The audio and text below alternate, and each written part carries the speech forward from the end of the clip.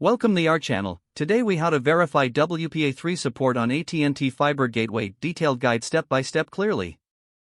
To verify WPA3 support on your AT&T Fiber Gateway, start by powering on your computer or smartphone. Ensure that you are connected to your AT&T Fiber Gateway's Wi-Fi network. Open a web browser of your choice. In the address bar, type the default gateway IP address for your AT&T Fiber Gateway, typically 192.168.1.254. Press Enter to access the gateway's login page. You will be prompted to enter your login credentials. If you haven't changed them, the default username and password are usually admin and password. Once logged in, navigate to the Home Network section in the menu. Look for the Wi-Fi or Wireless tab.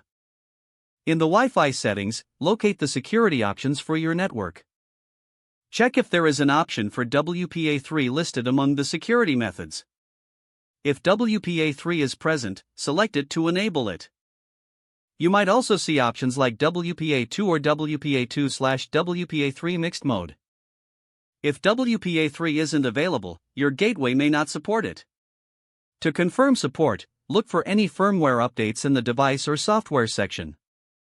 Ensure that your gateway is running the latest firmware version. If not, follow the prompts to update the firmware. After updating, revisit the Wi-Fi settings to check for WPA3 support again.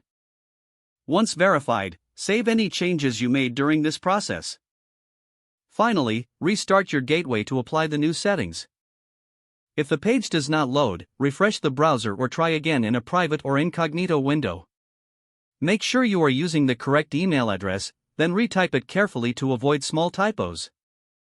If your password is not accepted, use the reset option and create a new strong password you can remember. Check your spam folder for verification or security emails, then complete any requested confirmation steps. Enable two-factor authentication if available to improve account security and reduce unauthorized access risk. After signing in, review your profile details so your contact information and settings are accurate and current. If you see an error message, note it down and try again after restarting your device and internet connection. Log out when you finish, especially on shared devices, to keep your account and payment information secure. If the page does not load, refresh the browser or try again in a private or incognito window. Don't forget to like this video and subscribe to our channel for more step-by-step tech guides.